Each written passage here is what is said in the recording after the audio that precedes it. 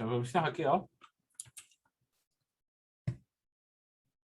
자, 근대사는 우리나라 역사만을 파악하는 것이 아니라 세계사적인 변화를 파악하는 것이 중요하다.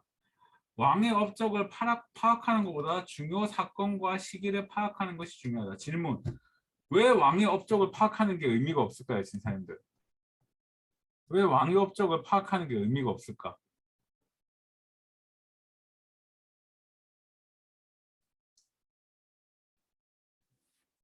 응? 왕의 업적을 파악하는 뭐 고종하고 순종밖에 없으니까 왕의 의미가 없는 거지. 왕의 의미가 없다고. 그리고 현대사에서는 근대사를 고종의 집권 시기인 1860년부터 한일 평합 시기인 1910년까지 시기를 근대사로 보고 있다. 그래서 필자는 저는 고종의 통치기를 세 가지로 구분하는데 첫 번째가 흥선대원군 집권기, 두 번째가 여흥민씨 집권기. 여기서 여흥민씨라는 건 이제 모르는 학생들한테 얘기하는 건 이제 명성황후 집권기예요. 명성왕후 집안이 이제 집권한 시기에 이런 걸 다 측근 정치라고 하죠. 그다음에 고종이 직접 정치했던 대한제국기 이렇게 해가지고 나는 이렇게 세 가지로 구별을 하고 있습니다. 알겠죠? 그러면 근대사를 어떻게 공부하는지를 제가 지금부터 판서를 통해서 보도록 하겠습니다. 자, 판서를 봐주세요.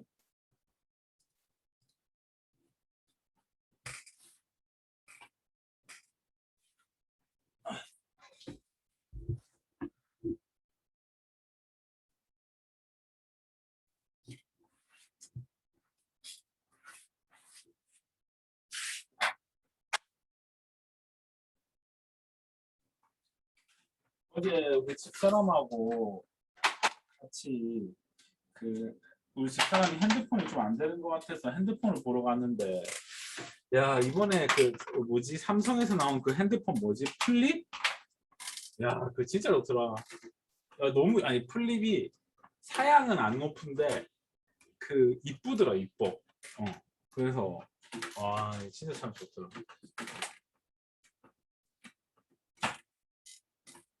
그거 사면 버즈를 준다 하더라고. 자 볼게요. 진생들 이제부터 근대사는 어떻게 공부하면 되냐면은 왕을 공부하지 마시고 시간을 공부하세요. 시간. 그러니까 시간이라는 건 뭘 얘기하냐면 간단히 얘기하면 연도를 외우는 게 제일 좋아요. 솔직히 얘기하면 연도를 외우는 게 좋은데 제가 이제 한국사 능력 검진 시험을 공부해 보니까 근대사는 시간의 순서대로 외우는 게 중요해. 그러니까 예를 들어 1863년에 이제 고종이 즉위했거든.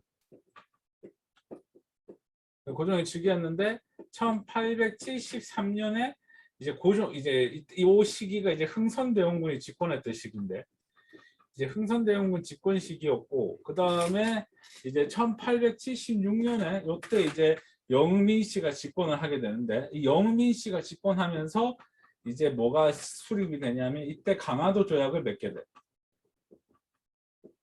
그리고 1882년에 이제 이모군란이라는 게 터지고 그 다음에 1884년에 이제 갑신정변이라는 게 일어나요. 여러분 한 번씩 들어봤죠? 그 다음에 이렇게 갑신정변이 터지고 나서 이제 10년이 흐른 뒤 1894년에 이제 동학농민운동이 일어나요. 그러면서 이 1894년이 되게 격동의 시기였는데 이때부터 이제 미스터 선샤인이라는 그 드라마가 이제 시작되는 거지. 이제 우리 아버님이 이거 보고 나한테 엄청 질문했었는데 나 그때 그 미스터 선샤인 보면서 진짜 너무 힘들었어. 왜냐면 우리 한국 만학도들 중에 막 질문하는 학생들이 되게 많았거든. 얘 언제 죽어요? 얘 언제 살아요? 뭐 이런 식으로 질문하는 학생들이 너무 많아서 힘들었고 이때 당시에 이제 갑오개혁이라는 게 이때 이제 시작이 돼요. 갑오개혁. 그러다가 이제 1895년도인가 정확하게 내가 기억이 안 나는데 1895년도에 이제 명성황후가 죽어요. 그게 바로 의미사변이죠. 일본에 의해서 살해당하죠.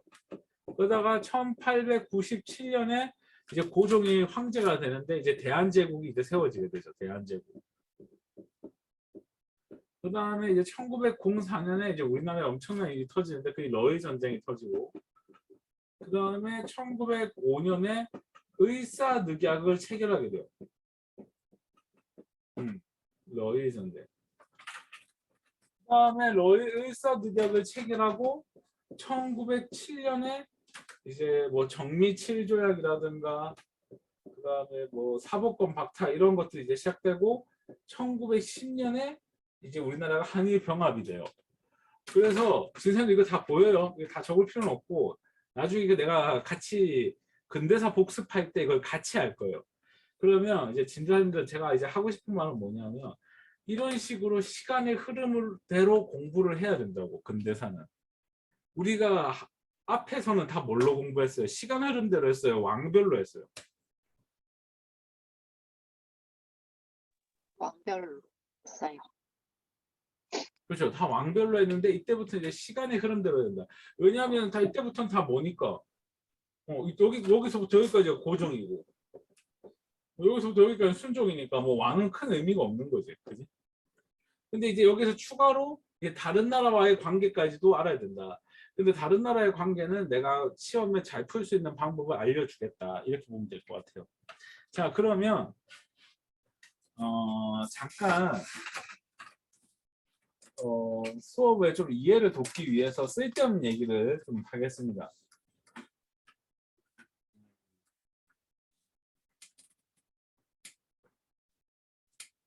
자, 이때 당시에 이제 어떤 일이 있었냐면은 그 유럽이 이제 아시아 국가들을 이기기 시작하는데 이때 당시에 유럽은 유럽에서 어떤 일이 일어나냐면 이제 산업혁명이 일어나요. 그래서 산업혁명을 먼저 주도했던 나라는 영국이죠. 산업혁명이라는 건 뭐냐면은 그 공장제 자동화요. 공장을 통해서 이제 자동화가 생기면서 이 공장을 운영하는 공장의 기계를 돌리는 노동자와 그 노동자를 사용하는 사장, 부르주아 뭐 이런 계급들이 이제 등장을 하고 그 다음에 기존의 농민, 귀족 이런 것들을 모두 다 없애버린 시민혁명이라는 게 생겨요. 근데 이게 왜 중요하냐? 시민혁명은 과거에 신분제가 이렇게 있으면 요 위에 애들은 일 안 하고 밑에 있는 애들끼리만 일을 했는데 이제 이런 게 없어지니까 위에 있는 노동력도 이제 국가가 다 사용할 수 있는 거예요. 그러니까 어떻게 되냐? 인력풀이 넓어지는 거예요. 그 다음에 또 하나 뭐냐면 공장 자동화를 통해서 대량 생산이 이루어져요. 자, 이게 중요한데 이 대량 생산을 하면 갖다 팔 수 있는 곳이 있어야 되는데 그 팔 수 있는 곳을 뭐라 한다? 시장이라고 하죠, 보통. 그러면 이제 내가 질문하고 싶은 건 뭐냐면 시장이 물건을 판매를 거부할 수도 있겠죠. 뭔 말인지 알겠습니까? 시장에서 야, 네 물건 안 살래. 뭐 예를 들어 이제 계속 자랑하고 있는데 지금 여기 요 물건이 보이죠? 나는 이거를 사고 제일 마음에 안 드는 게 요거 요 헤드가 제일 마음에 안 들어요. 진짜 안 닮은 것 같아요. 이게 좀 안 닮은 것 같아. 그래서 이거를 이제 보면 이거를 갖다 팔 시장이 없단 말이야. 그러니까 시장이 있는 시장에서 나 이거 안 살래. 나는 아이언맨 살래. 이렇게 얘기를 한다면 그러면 그 물건을 만든 곳은 어떻게 될까요? 망하는 거겠죠. 그죠?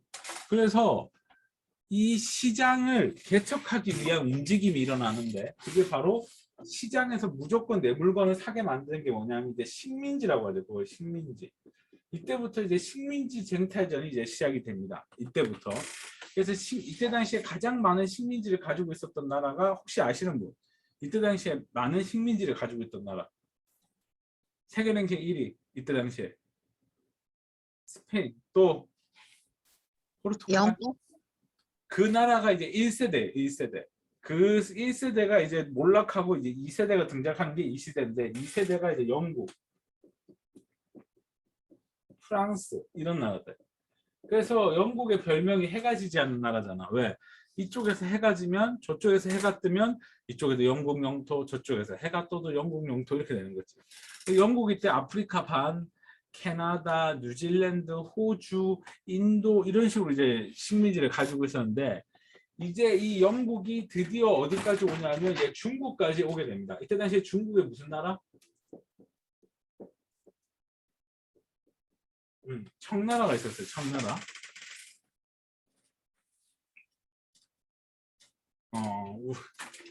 글쎄요. 하여튼 그랬는데 이때 당시에 이렇게 중국이 이렇게 있었는데 이때 당시에 청나라가 자 이게 중요해. 자 여기서부터 잘 봐요. 청나라하고 영국하고 무역을 하게 되는데 이때 당시에 영국하고 청나라하고 무역 영국은 청나라한테 뭘 팔았냐면 면직물하고 자명종을 팔았어요. 면직물이 뭐냐면 양털, 자명종은 시계. 그리고 청나라는 영국에다 뭘 팔았을 것 같아요? 차를 팔았어요. 차. 마시는 차. 그러니까 영국의 차 문화가 발달했는데 내가 알기로 그냥 내가 책에서 본 건데 확실하지 않은데 영국은 티타임이 있대. 그래서 영국은 10시에 전화하면은 예의 없는 사람으로 취급을 한대. 근데 어찌됐든 이 영국이라는 사람들은 이제 차 문화가 발달한 귀족 문화가 되게 발달했단 말이에요. 그래갖고 영국에서는 어떤 게 있었냐면은 그 차를 중국 차를 너무 좋아하니까 중국에서 차 수입을 너무 많이 하는 거야. 차 수입을. 근데 그건 다 좋은데 그럼 반면에 우리가 그런 거 있지 우리가 옛날에 그런 거 있었잖아요. 아메리카, 미국에서 자동차를 팔면 우리가 그때 당시 뭐 사왔어요? 우리 자동차를 팔면 우리가 그때 뭐 사왔어요? 혹시 아시는 분? 우리나라가 아메리카나 그 이쪽 계열에다가 자동차를 팔면 우리는 그때 당시에 무조건 자동차 팔기만 했는데 이제 너희들 조건 팔지만 말고 우리 물건 사가라 해가지고 그때 당시 우리가 사온 게 뭐예요? 혹시 아시는 분?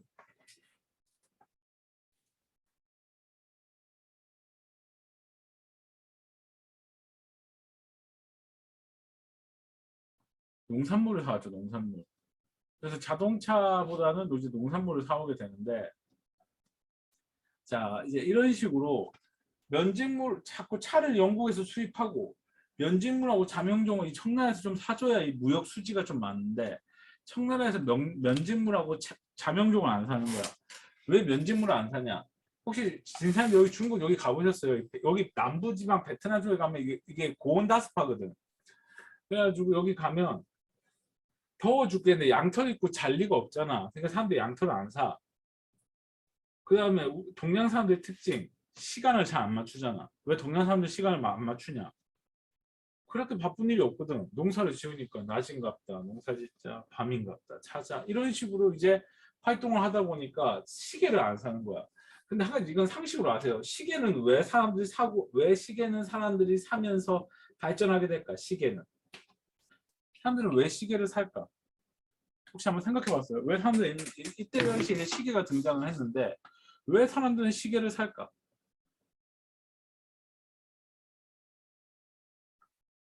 한번 생각해 보세요. 왜 사람들이 시계를 살까?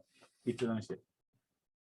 시간을 좀 더 효율적으로 쓰기 위해서. 그런 거 있고, 진아진사님이 얘기한 게 한 60점 정도? 가장 중요한 건 이때 기차가 개발됐거든. 기차. 기차가 개발됐기 때문에 제 시간에 이 기차가 딱 도착을 하는 거야. 그래서 이 기차가 제 시간에 딱 도착을 하기 때문에 그걸 바탕으로 시간을 효율적으로 쓸 수 있는 길이 만들어지고 그걸 통해서 일의 시간이 정해지는 거예요. 그러니까 기차와 시계는 연결되어 있는 거예요. 뭔 말인지 아시겠죠? 근데 여기는 기차도 없고 굳이 시간대로 빡빡하게 움직일 필요가 없는 거야. 그러다 보니까 무역 수지가 안 맞는 거야. 그래서 나는 이래서 영국을 별로 안 좋아하는데 이제 영국이 이때 당시에 잘못한 게 청나라에다가 아편을 팔아요. 아편. 마약을 판 거죠. 근데 이제 나도 다른 사람 논문에서 봤는데 중국에도 아편이 있었대. 근데 영국 아편이랑 다르대. 중국 아편은 마시면 쓰고 텁텁한데 인도 아편은 부드럽대. 나는 안 마셔봐서 모르겠는데 제가 요 최근에 담배를 다시 피는데 이 담배를 피니까 그 요새 담배 중에 시원한 담배가 있더라고요. 그리고 이게 담배 있으면 여러분 흡연은 안 좋습니다. 담배를 딱 피는데 이게 딱 물면 뭐가 톡 터지면서 이게 시원해지는 느낌이 있더라고. 그래서 내가 이걸 피면서 느낀 건데 이게 영국 아편이 아니 이게 인도 아편이 아닐까. 그리고 막 이게 좀 텁텁한 담배가 아마 중국 아편이지 않을까 이런 생각을 해봤어요. 지금 제가 잘했다고 얘기하는 게 아닙니다. 그러니까 그런 식으로 이 청나라 사람들이 이 아편에 엄청난 그 이제 이 아편에 중독성이 있잖아요. 그러면서 이 청나라 사람들이 이 아편에 중독된 거야. 그러다 이 청나라 사람들이 아편을 모두 몰수해가지고 이 강저우 항구에서 모두 다 불태운 거야. 한 50일 동안. 아편 양이 얼마나 많았으면 50일 동안 불태웠거든. 오늘로 얘기하면 문재인 대통령님께서 미국 자동차를 수입 안 하겠다 해가지고 미국 자동차를 다 몰수해가지고 폐차장에 다 집어넣은 거야. 그러면 미국 자동차를 폐차장에 집어넣으면은 어떤 일이 벌어지겠어요? 아, 한마디로 이런 거 아니야? 그 우리나라 그 일본 제품 안 삽니다 해가지고 일본 물건들, 일본 자동차들 사람들 싹 다 안 사려고 했던 거 이런 거 비슷한 거지. 그러면 지금 영국 입장에서는 자기가 수출하던 아편을 갑자기 불태우니까 영국 입장에서 좋을까 싫을까? 싫겠지. 그래서 영국이 이 청나라에 쳐들어오게 됩니다. 그게 그 유명한 아편 전쟁입니다. 시험 나오지는 않지만 이걸 이해를 해야 흥선대원군의 정책이 이해가 됩니다. 그래서 이때 당시 내가 또 그림을 잘 그리지. 동원진사님 보면 깜짝 놀랄걸. 이때 영국 배가 있었고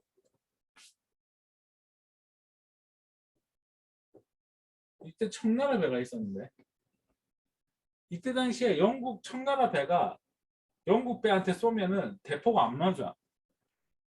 근데 영국 배는 청나라한테 대포를 쏘면 맞아. 그리고 얘네들은 철로 무장한 배였고 얘네들은 나무 배야. 그러면 한 대 맞을 때마다 이 배가 가라앉는 거야.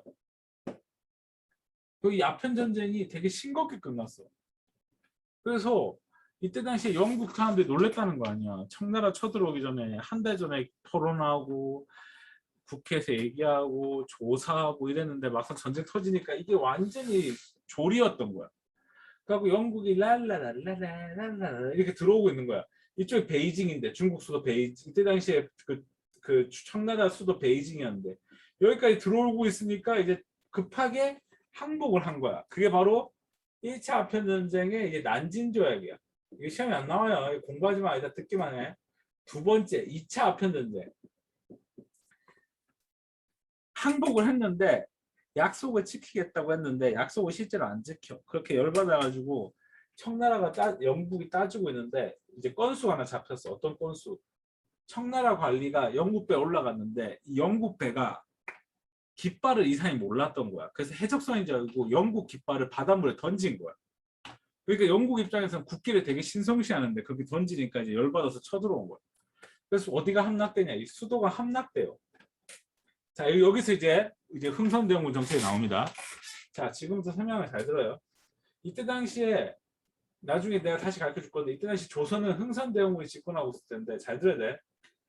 흥선대원군 입장에서는 지금 중국이 함락됐단 말이야. 그러니까 중국에서 어떻게 했냐면 이 수도에 있는 영국하고 프랑스 군대 철수를 요구했는데 둘이 철수를 안 해. 그러니까 청나라가 자기 위에 있던 러시아에게 도움을 요청합니다. 야, 너희는 그나마 얘네들 아니까 중간에서 좀 중재 좀 해줘라 이렇게 했는데 영국하고 프랑스가 이제 수도를 점령하고 있으니까 러시아가 중재 주러 왔는데 되게 웃긴 게 뭐냐면 이 청나라 사람들이 항복을 할 때 무릎 꿇어야 되는데 그런 것도 없는 거야. 자기들은 황제 국가라고. 그러니까 이제 뭐 어이가 없어가지고 이제 영국과 프랑스가 어이없어 하고 있다가 이제 화해를 했는데 자 여기서 중요하다. 이 화해를 시킨 대가로 이게 중요해. 연해주를 얻게 됩니다. 연해주. 누가? 러시아가. 그래서 우리가 러시아하고 국경을 맞닿게 된 거예요. 그 우리나라에 지금 강을 건너서 어느 나라가 와 있냐면은 이제 서양의 국가가 와 있는 거예요. 그러니까 흥선대원군 입장에서는 이제 서양 국가가 우리한테 자꾸 내려오니까 이제 이거에 대한 준비를 해야 되는 거죠. 그게 흥선대원군의 그 외교 정책 중에 하나입니다. 자, 이제 이때 당시의 상황을 또 하나 얘기했고, 자, 그럼 일본은 이때 당시에 뭐 하고 있었는지 잠깐 볼게요. 자, 일본은 이때 당시에 일본은 어떤 상황이었냐면, 그 일본은 이때 당시에 도요토미 히데요시가 사망한 지 꽤 됐지. 도쿠가와 이에야스라는 이 사람이 이 사람의 집안이 250년 동안 하고 있었는데 이 과정 속에서 각 지역의 지방 군주들이 있었어요. 지방 영주들. 그래서 이 지방을 다스리는 사람은 일본에서 뭐라고 하냐면 번이라고 하는데, 이 번들이 이제 미국이 오면서 본격적으로 무역하기 시작합니다. 이게 미국하고 이제 미국 페리 제도하고 무역을 하기 시작하는데, 그래서 듣기 마세요. 그러다가 이 미국하고 너무 우호적이고 서양 사람들한테 너무 커주고 이러다 보니까 이거에 대한 불만으로 그 하급 이 영주들의 부하였던 사무라이들이 난을 일으키는데, 그 난을 일으켜서 번들을 없애고 천황을 다시 세우고, 도쿠가와는 천황이 아닌가요? 도쿠가와는 오늘로 얘기하면 수상이에요, 수상. 그래갖고 천황을 다시 옹립하는 국가를 만들어서 입헌군주제를 만들게 됩니다. 그리고 서양식 제도를 모방하게 되는데, 그게 이 유명한 메이지 유신이에요. 메이지 유신. 그러면 자, 시험에는 안 나오지만 이걸 이해하고 봐야 흥선대원군이 이해가 된다. 그러면 지금 청나라에서는 지금 어떤 상황이냐? 각 영국, 프랑스한테 지고 영토도 러시아에게 뺏긴 상황. 일본은 이제 근대화의 물결이 일어나면서 이제 사무라이 중심으로 한 메이지 유신이 만들어지면서 근대화의 성공. 여기 신분제도 없어지거든, 일본은. 그러면서 이제 일본은 다양한 인력풀을 확충하게 되는데, 그 인력풀 중에 하나가 여러분이 아는 그 이토 히로부미라는 사람도 이때 이제 활동을 하게 되는 거죠. 자, 이런 상황 속에서 이제 조선은 일본처럼 가야 될지, 청나라처럼 문을 닫다가 이제 두드려 맞아야 되는지, 그거에 대해서 이제 고민하게 되는 게 이 다음 장에서 이제 이어지게 되는 거죠. 알겠습니까? 다시 얘기를 하면, 청나라는 지금 영국, 프랑스한테 지고 있고, 이때 영국, 프랑스한테 졌다고 우리나라 선비들이 나와갖고 울고, 사대 관계가 무너졌다고 막 울고 막 그랬어요. 근데 당시 조선 사람들이 얼마나 중국을 우러러봤는지 알 수 있다.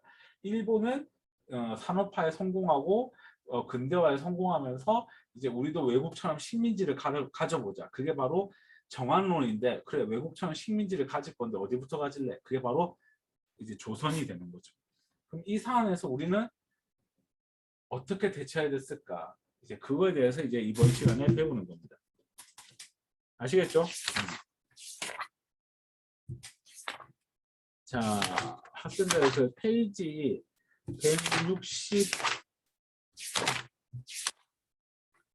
73페이지의 내용을 다 정리를 했습니다. 그러면 나머지 내용은 제가 나중에 공부하면서 보도록 하고, 지금 52분인데요. 55분인데요. 2시 5분까지 잠깐 쉬었다가 수업을 진행하도록 하겠습니다. 잠깐 쉬었다 가죠. 수고를 했다. 수고를 했어.